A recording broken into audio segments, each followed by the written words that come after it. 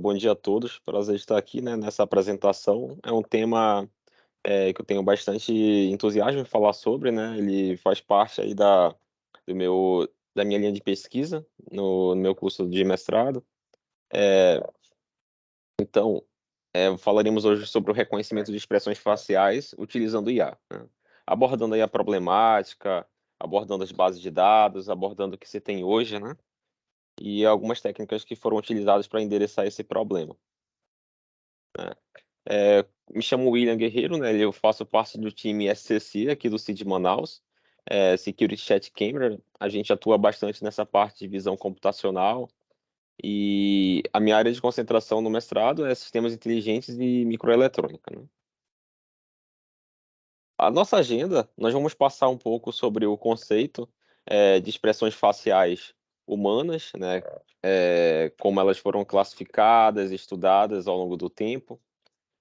Falaremos sobre aplicações que podemos desenvolver a partir do reconhecimento automatizado, de expressões faciais. Falaremos um pouco sobre as bases de dados, né, porque em termos de pesquisa científica é necessário utilizar bases de dados para validar diversas técnicas que são aplicadas para endereçar certos problemas, e isso ajuda a estabelecer uma linha de base, ajuda a estabelecer uma referência para disponibilização de resultados, né. E existem alguns desafios nesse problema de classificação de emoções humanas. Esses desafios, eles estão veremos logo em seguida, né, eles são bem relacionados à qualidade dos dados, que é uma problemática bem presente, né, nessa parte de IA, e também está relacionado a um viés intrínseco no processo de anotação dos dados, né, porque, como a gente pode deduzir, as expressões faciais humanas, elas têm uma certa subjetividade que pode variar bastante de acordo com a localização, de acordo com a cultura, de acordo com o próprio indivíduo em si e de acordo com os olhos de quem está fazendo a anotação e classificação desses dados, né.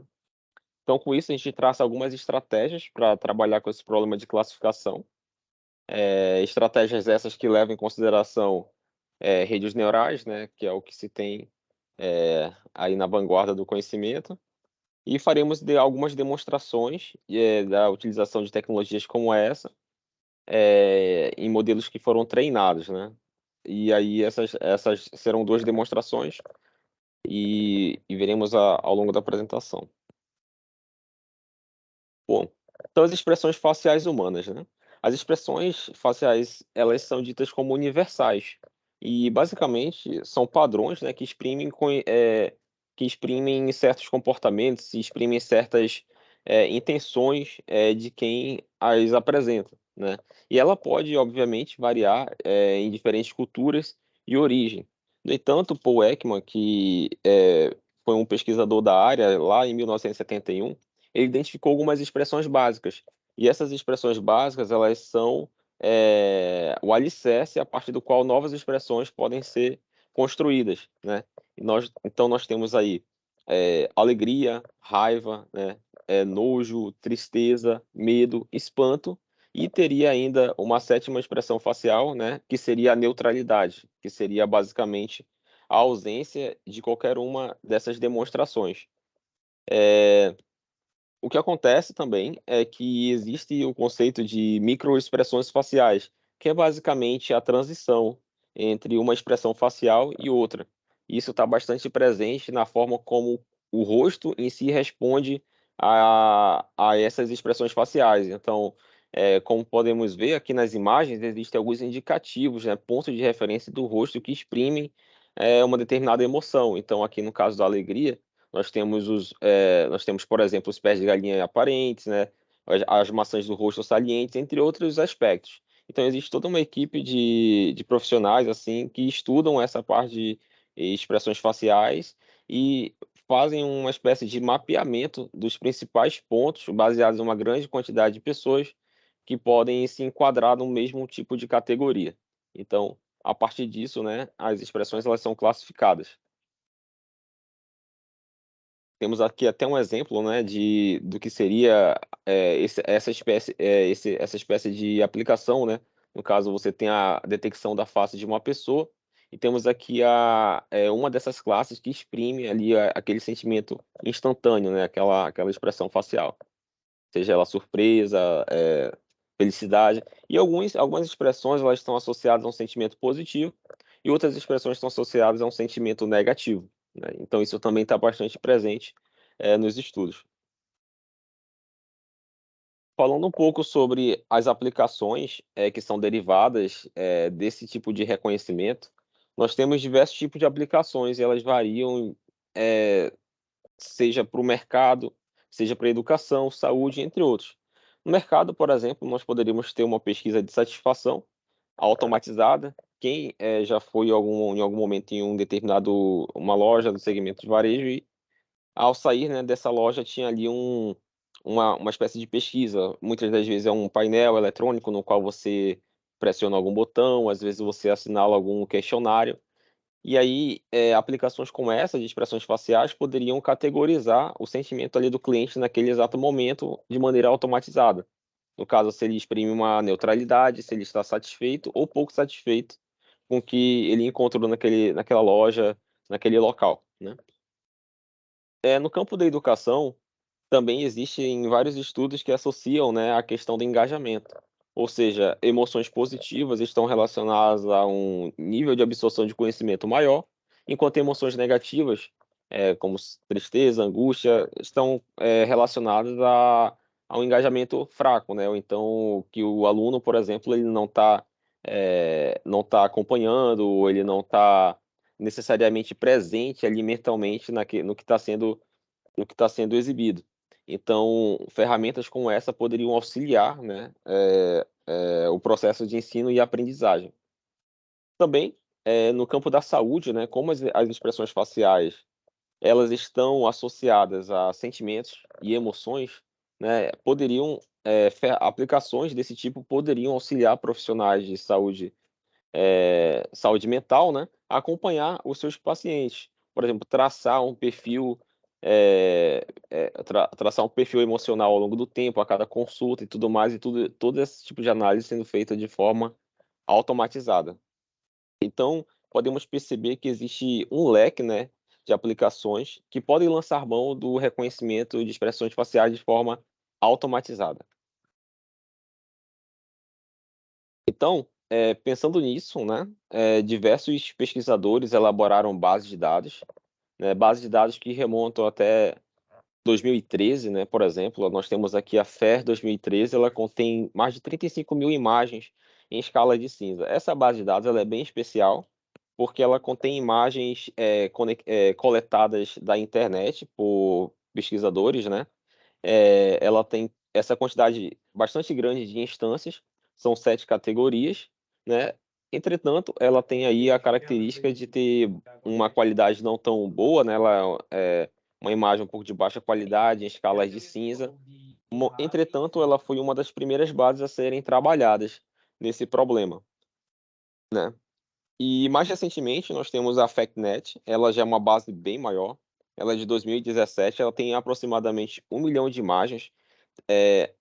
Ambas as bases, elas são bastante especiais, porque elas não consideram pessoas que posaram para uma foto, né, ela tem a característica de ser wild, né, into the wild, ou seja, foi coletado, teoricamente, de maneira espontânea, ou então a parte de películas, de filmes e tudo mais. Então, fica bastante interessante treinar o modelo a partir dessas imagens, porque elas retratam ali um cenário espontâneo, né, no qual a pessoa não está em condições laboratoriais e justamente por conta disso tem também o desafio de ter diversos aspectos, como oclusão, ter baixa luminosidade, ou então ter cenários onde a pessoa realmente tem parte do rosto aparente, parte não.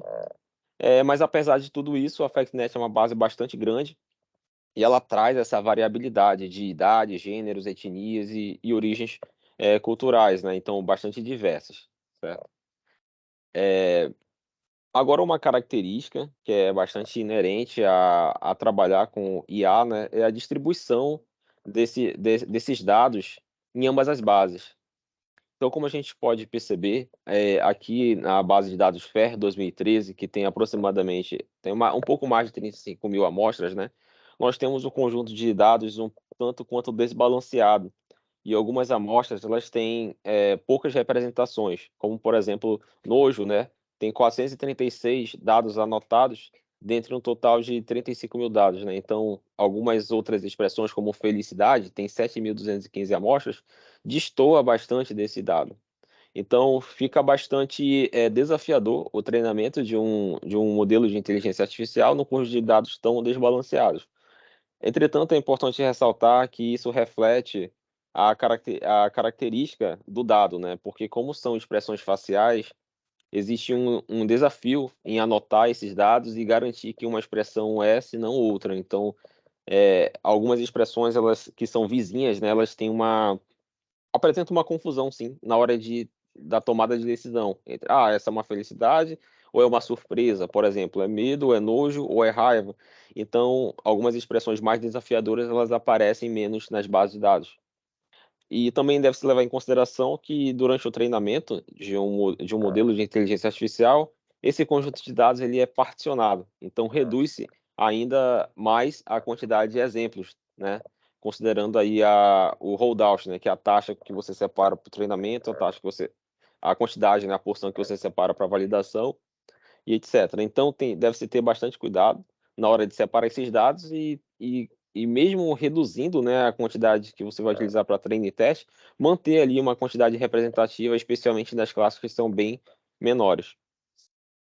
Aqui na FactNet tem, apesar de ter mais de 1 milhão, né, de imagens, quase 1 milhão de imagens, né, os pesquisadores que detêm esse dataset, eles distribuem, né, para a comunidade fazer o teste numa porção um pouco menor, né, desse dataset.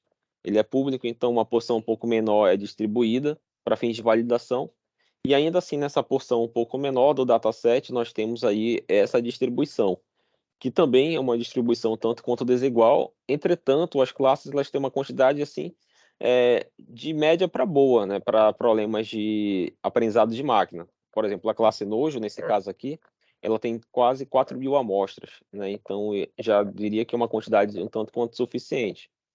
Verificamos também que a classe felicidade, né, ou feliz, ela tem bastante amostra, porque é uma expressão facial de fácil identificação. Então, é bem trivial coletar dados de felicidade e popular as bases de dados, certo? Então, um dos desafios, né, eu vou citar alguns outros, é realmente o balanceamento das bases de dados. E nós temos aqui, né, alguns, falando um pouco mais sobre esses desafios, mas de forma um pouco mais individual, né, nós temos a necessidade para esse problema, nós temos a necessidade de trabalhar com um conjunto muito grande de dados, porque como são diferentes, classes, né, são 7 classes e elas se confundem dependendo da classe vizinha, e nós temos que levar em consideração a variedade de pessoas que existem no mundo, a quantidade de culturas, etc. Quanto mais imagens, melhor. E, entretanto, esses dados podem até ser insuficientes e pouco representativos. Então, tem que ter um balanço aí, né, verificar o custo-benefício de ter um conjunto muito grande de dados e garantir que ainda assim que ele seja representativo para todas as classes que foram citadas. E aí temos uma segunda característica que são essas variações interpessoais, ou seja, as faces, essas expressões elas podem variar significativamente entre um indivíduo e outro. Nesse exemplo aqui, na base de dados, essa primeira figura aqui do Luke Skywalker, ela estava anotada como surpresa, mas ao observá-la atentamente, será que isso exprime surpresa? Então fica, algumas anotações de surpresa, elas são bem evidentes, outras elas ficam ali no campo da subjetividade, né. Já essa outra aqui do Willy Wonka, a anotação original dela exprimia desprezo, mas ainda assim é algo um tanto quanto subjetivo, talvez o próximo frame, seria um pouco mais determinante para dizer que essa era realmente uma expressão de desprezo. Então, o desempenho do algoritmo vai ficar a cargo do processo de anotação dos dados.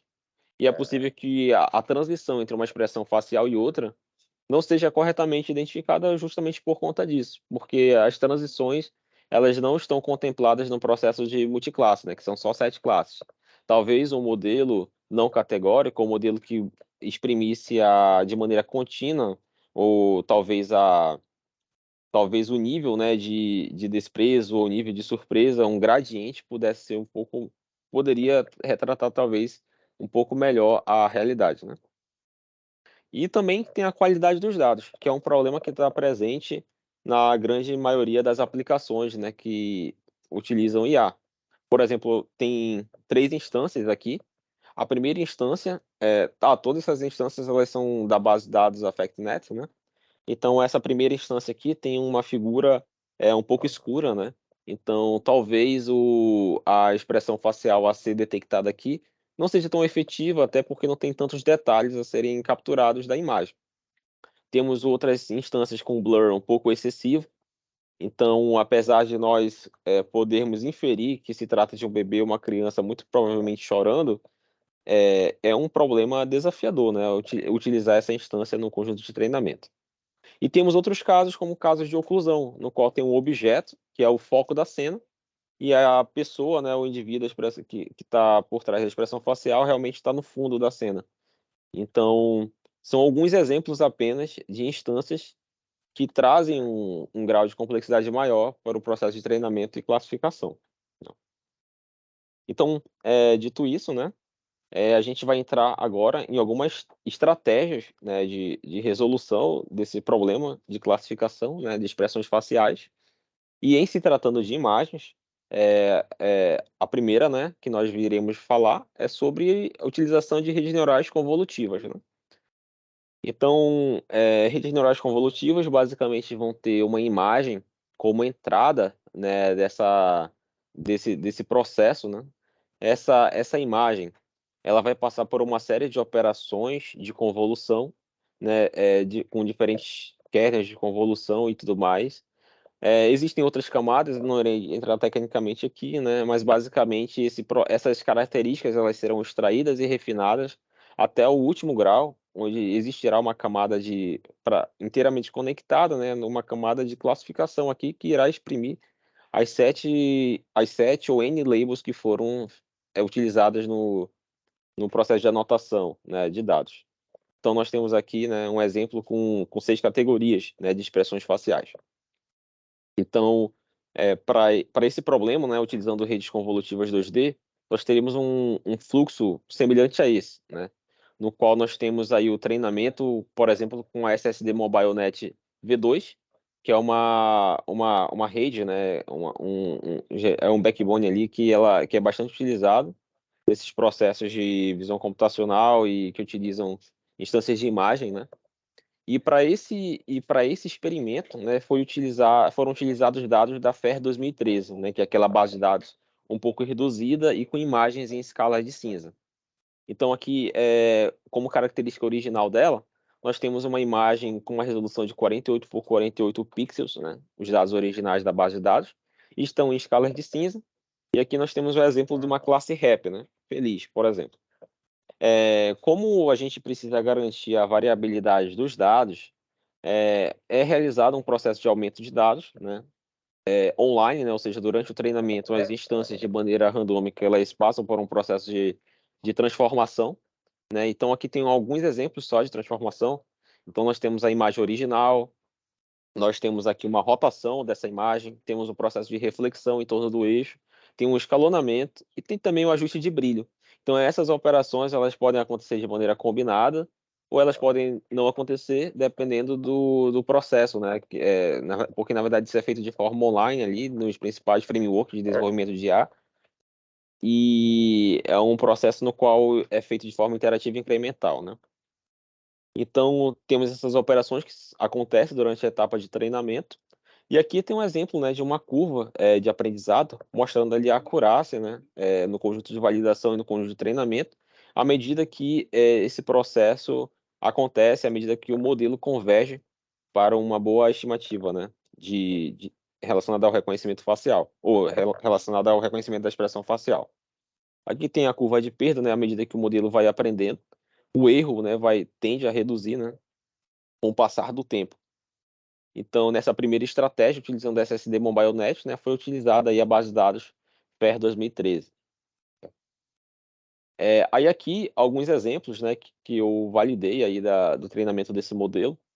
Então nós temos aqui a classe feliz, né, no caso, como primeira etapa desse processo, você precisa detectar a face da pessoa, né, e além do que, uma vez a face detectada, como a base de dados estava em escala de cinza, né, é necessário fazer a conversão para a escala de cinza e depois alimentar o modelo, né, para ficar fidedigno com a base de dados. Então só uma observação, né, só um detalhe. Mas aí, já em deploy, né, já em modo de execução após o modelo treinado, nós teríamos essas instâncias, né, no caso a classe feliz, surpreso, neutro, né, sem exprimir emoções, angry, raivoso, e aqui fear, né, com medo. Então tentei simular ali algumas expressões faciais baseadas no conjunto de dados, né, que foi treinado, lembrando que essas foram observações que o modelo não teve acesso, então ali entra no conceito de conjunto de teste, por exemplo, né. Então, é possível perceber que o modelo responde bem, às expressões e fica intuitivo a forma com que ele funciona. Mas será que a gente consegue explicar, o motivo, né, quais as características que o modelo está levando em consideração para ter essa assertividade na resposta, né? Então existem algumas técnicas de observação, né, uma delas, né, para verificar se esses resultados realmente fazem sentido, né, então nós temos ali o GradCam, né, que é um mapa de ativação, né, baseado no peso, né, baseado na forma com que os pesos são ativados durante o processo das camadas ali de ativação, né. Ou seja, quais os pontos, quais os pixels da imagem que mais ativaram ali as camadas de ativação e com base nisso, implica, né, que o modelo utilizou essa região para pesar a inferência e dizer que aquilo é determinada classe.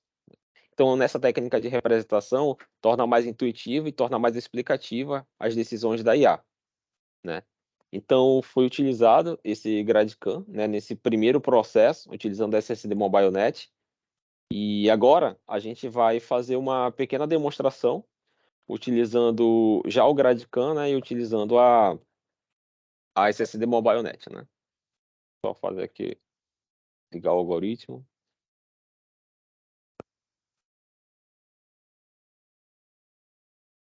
Um segundinho.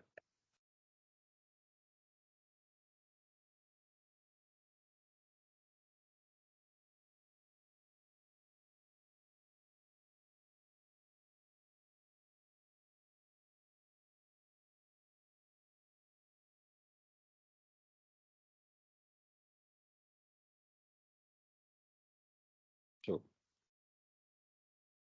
deixa eu colocar o GradCam aqui do lado. Vocês estão vendo a tela? Sim. Bom, então nesse caso, ó, ele está classificando como neutro, né. Aqui no GradCam, mapa de ativações, vocês podem ver que a parte de calor, ela está distribuída em torno de toda a minha face. Aí, o que aconteceria se eu exprimisse uma expressão de felicidade, né. Tentar fazer assim.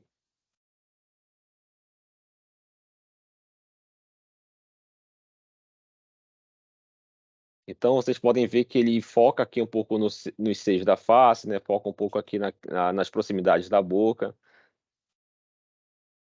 Ó, se eu fizer um pouco se fizer um processo, né, no qual as minhas sobrancelhas elas ficam um pouco, próximas assim, né, ele já vai focar aqui, ó, um pouco na região da testa e já exprime raiva, né. Agora espanto. Aí é uma surpresa, ó.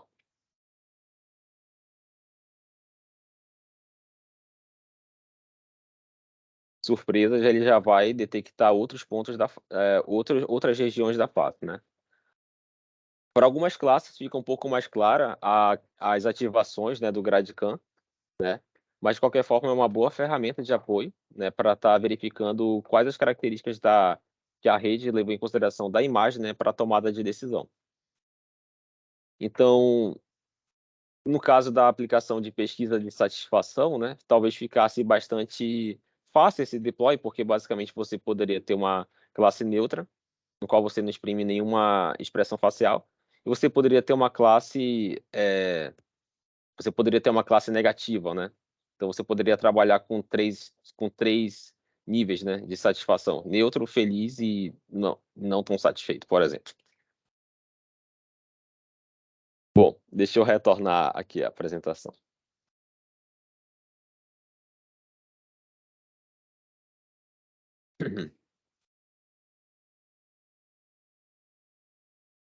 Perfeito. Então, nesse primeiro processo, nós demonstramos aqui a utilização de uma rede convolutiva 2D, né, que utiliza imagens para realizar a estimativa, né, da expressão facial ali daquele indivíduo, né, e utilizamos uma técnica chamada GradCam, é uma técnica de IA explicativa, para verificar quais as regiões da imagem que foram cruciais para o modelo realizar a tomada de decisão, né. Aqui na imagem nós temos nas proximidades da boca, né, aqui um pouco da testa e tudo mais. Entretanto, nós, podemos ir além. Como foi citado, né, as características, para trabalhar, né, com esse problema, nós precisamos de muitas instâncias de imagem, né, e se formos considerar a base de dados AffectNet, ela tem aproximadamente 1.000.000, né, 300.000 se for utilizar a versão reduzida. Então alimentar uma rede convolutiva, o modelo, né, uma SSD Mobile Net, por exemplo, com uma quantidade tão grande assim de dados, talvez só com o nosso IARA a gente poderia ter uma celeridade nesse treinamento, né. Então, foi buscada, uma alternativa de reduzir a dimensionalidade desses dados, ou trabalhar com uma representação menor, uma quantidade de dados reduzida e tentar chegar nos mesmos resultados, para que a gente tenha um modelo treinado de forma mais rápido, para que a gente precise de menos dados e entre outras coisas, que eu vou citar mais à frente. Então, pensando nisso, a gente trouxe aqui uma segunda estratégia, que é utilizando pontos de referência da face e uma rede convolutiva 1D. Como assim? Como a gente pôde observar no GradCam, existem alguns pontos da face que são fundamentais para a classificação das expressões faciais. Não toda a face, não toda a cena. E na literatura também traz que esses pontos, eles estão muito alinhados com os pontos de referência da face. Por exemplo, as regiões no entorno da boca, a região no entorno dos olhos, a relação que esses pontos possuem entre si ao exprimir uma expressão facial.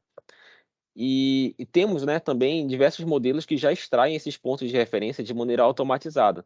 Então nós temos aqui uma representação em 68 coordenadas, né, em 68 pontos, cada ponto com 2 coordenadas. Alguns conhecem como landmarks, né, da face, outros como pontos de referência. Então existem modelos que já extraem esses dados e já disponibilizam para posterior uso. Por que foi pensado uma rede convolutiva 1D, né? Porque se formos utilizar pontos, para o treinamento de uma rede neural, né, já saímos do campo de imagens, né, então nós temos números, né, atributos numéricos, temos coordenadas. Então a maneira como esses dados eles foram combinados seguem esse padrão. Então imagine um pacote de dados ou um vetor, né, uma série, onde a primeira coordenada refere-se, por exemplo, ao ponto 1, o x1 dele, a coordenada em x e a coordenada em y, é o segundo ponto da mesma maneira. Então, sendo 68 pontos de coordenada, esse pacote de dados teria 136 ao total. Então, esse é um vetor, então não conseguiríamos utilizá-lo, por exemplo, no backbone de SSD Mobile Net. Então, para isso foi pesquisada uma série de arquiteturas, rasas, né, de redes neurais convolutivas 1D, também é possível trabalhar com convolução 1D, para verificar se esses pontos de referência poderiam, ter alguma característica ou alguma relação entre si que poderia exprimir uma expressão facial. Então, temos aqui uma representação, ela segue um padrão bastante parecido com os backbones ali de redes convolutivas 2D, né. Temos uma camada de entrada, as camadas convolutivas, as camadas flattening que vão retornar a dimensionalidade 1D, né, e as camadas ali até ter a camada de classificação, que no final das contas vai retornar um vetor de probabilidades, que vai indicar se pertence a uma classe ou outra, né. Entretanto, como é que a gente vai garantir, a variabilidade que a gente tinha no primeiro caso, a variabilidade dos dados? Como vamos fazer um aumento de dados considerando que agora não temos mais imagens, mas nós temos um vetor de características, nós temos uma série, né? Então, a estratégia que foi utilizada foi utilizar a base de dados original realizar as transformações de maneira offline, ou seja, rotação, blur, tudo mais, ter uma base de dados aumentada já. A partir dessa base de dados aumentada, realizamos a extração desses pontos de referência. Então temos um segundo banco de dados, só que dessa vez um conjunto de dados, computacionalmente falando, de menor leveza, né, porque nós temos agora números, instâncias, se pegarmos uma imagem 224 por 224, nós vamos ter 224 vezes 224 vezes 3 canais de cores, tudo isso em bytes, né. E se formos pegar esses pontos aqui, nós vamos ter apenas 136 bytes para representar essa informação. Então nós saímos de um conjunto de maior representação para um conjunto de menor representação, garantindo inclusive a privacidade dos dados, porque o nosso conjunto de dados agora vai ser composto de coordenadas e não mais de fotos de indivíduos, né, não mais de imagens. Esse primeiro conjunto poderia ser descartado. Então nós temos uma base de dados com apenas os pontos de referência da face, né. Nesse caso, nós vamos fazer agora uma demonstração, desse modelo que foi treinado utilizando uma rede convolutiva 1D, e realizando o mesmo processo, só que agora tendo sido treinado na segunda base de dados, que é a FactNet, aquela base um pouco maior, né, composta de imagens coloridas, e tendo feito esse processo de extração de dados. Vou ligar aqui.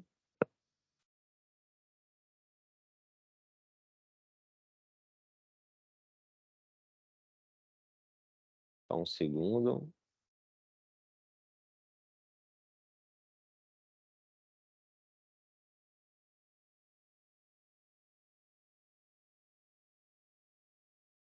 Pronto.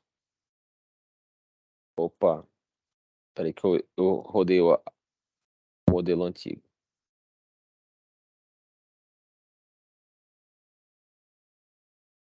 Uhum.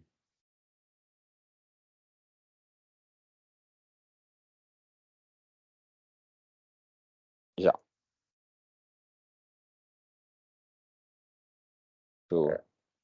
Tá pegando coisa da minha colega ali.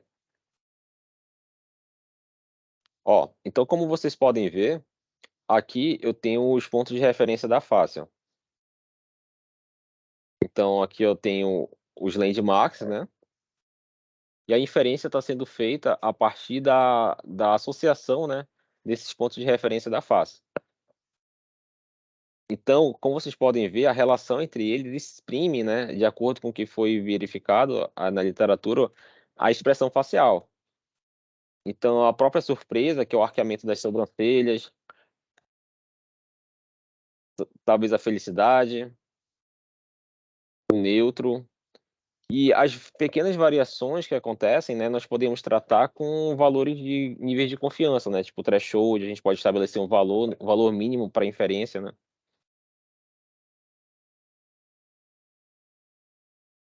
Ó, raiva e tudo mais. Então, esse processo ele tem um ganho, porque ele traz ali a redução da dimensionalidade dos dados e atingindo o mesmo objetivo, né. Então esse modelo ele não conhece imagens, ele não conhece as imagens do conjunto de treinamento, ele só conhece as coordenadas. Na verdade, ele foi treinado a partir das coordenadas, né. E ele pega aqui o que importa, né, para a classificação, que são os pontos de referência da face.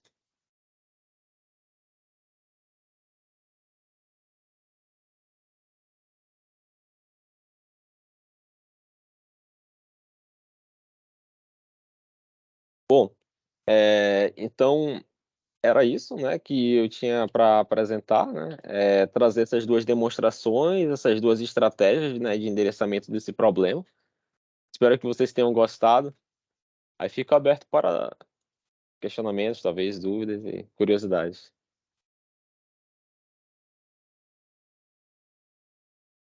Legal. Parabéns aí, William, pela apresentação, pelo trabalho realizado. Pessoal, se tiver alguma pergunta, comentário, dúvida, podem abrir o microfone e fazer direto para o William. Luiz, por favor. Oi, gente, bom dia. Bom, antes eu queria agradecer a oportunidade de estar aqui com vocês e parabenizar esse trabalho muito bacana. E a apresentação que o William fez foi muito interessante, né?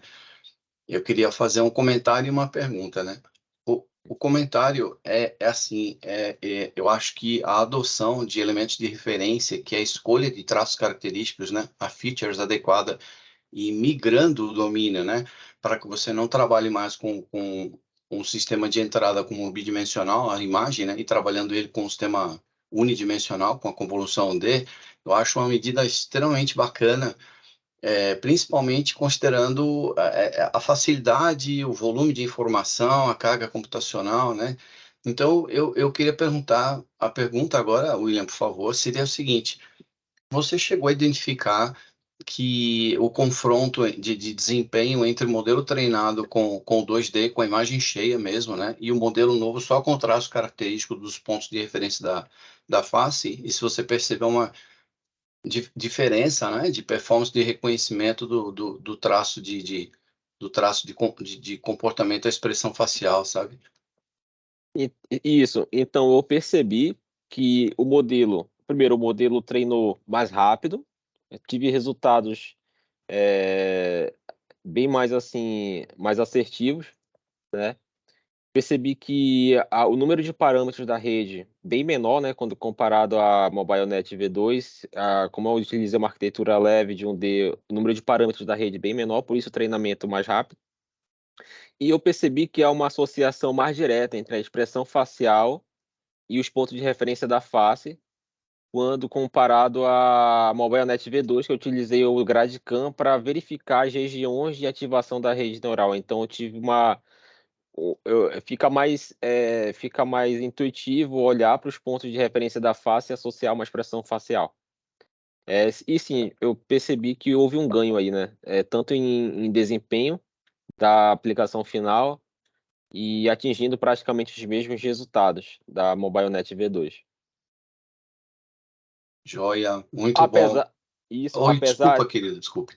assim, apesar de que eu ainda acredito que se porque, assim, as redes convolutivas 2D, caso alimentarmos com uma quantidade bem maior de dados, muito provavelmente ela vai ter um desempenho melhor do que os pontos de referência, né.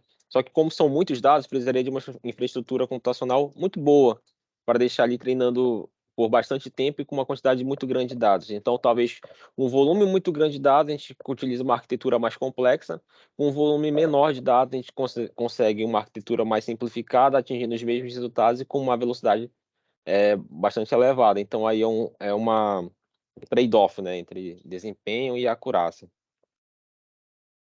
Muito bacana. William, muito obrigado, viu, por sua atenção.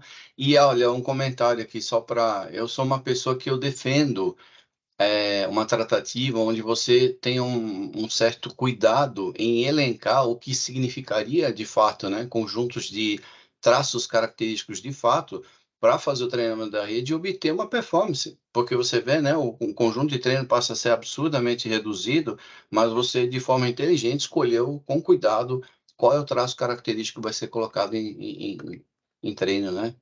Obrigado, viu, William? Obrigado, Obrigado. gente. Obrigado, Luiz. Bom dia, Caio, obrigado. Caio Provazzi? Opa, bom dia. Parabéns, William, aí pela apresentação. O tema acho bem interessante mesmo. Eu queria fazer uma pergunta até sobre a abordagem específica, que é o reconhecimento aí de expressões faciais, né? Então, a gente tem a questão do anti-spoofing, quando a gente está falando de se é real ou não uma imagem, né?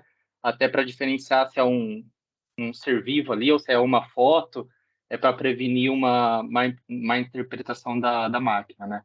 Agora, nessa abordagem de fazer o entendimento do sentimento através de uma expressão facial, é possível, como seria possível fazer uma distinção de o que aquela representação da expressão facial realmente é verdade, né? Porque na sua demonstração, né, você consegue fazer as simulações, né, de estou sorrindo, estou com nojo, zangada, essas diferenças, e se tem algum critério que consegue fazer alguma diferenciação, ou se é mais um aprofundamento dos detalhes da expressão mesmo, se você tem alguma perspectiva dessa capacidade de diferenciação do que é uma Uhum. expressão real ou não.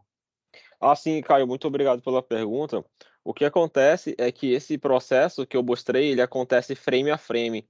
Ele não leva em consideração a progressão temporal da expressão facial. Para avaliar um anti-spoofing ou uma expressão fake, a gente teria que utilizar outras técnicas que a literatura já aborda, que é, ao invés de avaliar um frame, uma foto, ele avalia um trecho de vídeo, a progressão daquela emoção. Então, se você, de repente, você não está sorrindo e do nada fecha a cara. Então, isso seria bem Uhum. esquisito. É Então, verdade. existem técnicas que os pesquisadores estão estudando hoje em dia para avaliar um vídeo, um trecho de vídeo e a progressão da emoção. E aí entra o conceito das microexpressões faciais, porque você vai Uhum. ter aquele delta entre uma expressão facial e outra, Uhum. entendeu? Seria nesse sentido. Entendi. Teria que analisar Entendi. o vídeo. Ah, legal, legal. Ah, interessante que tem essa perspectiva já realmente para prevenir essas questões do fake, né? Legal. Uhum. Beleza, valeu, Will. Valeu. Obrigado, Caio. Pessoal, mais alguma pergunta?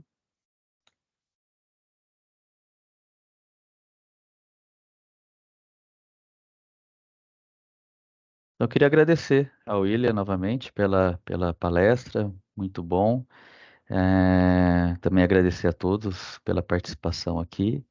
Então, parabéns aí, William. E valeu, pessoal. Até o próximo Cid Talks, então.